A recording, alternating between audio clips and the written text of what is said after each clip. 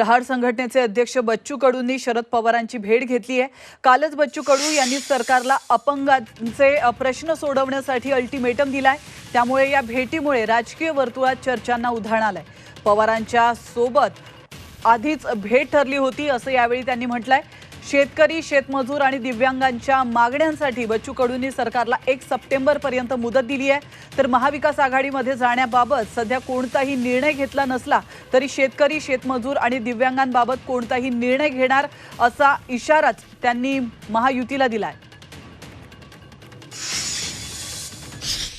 दिव्यांग बांधवाच्या संदर्भात त्यांच्या एज्युकेशन, रोजगार असेल, एकंदरीत त्यांची जी आर्थिक अडचणीचे विषय आहे या सगळ्याबाबत चर्चा झाली। हे सगळे मुद्दे सरकारसमोर ठेवले। त्यांनी नाही केले तर आम्ही सांगितलं ना, त्यांनी आमचे मुद्दे 17 मुद्दे जर मंजूर केले तर आम्ही त्यांचं कार्यकर्ता म्हणून काम करू, नाही केले तर आवाज उठवू।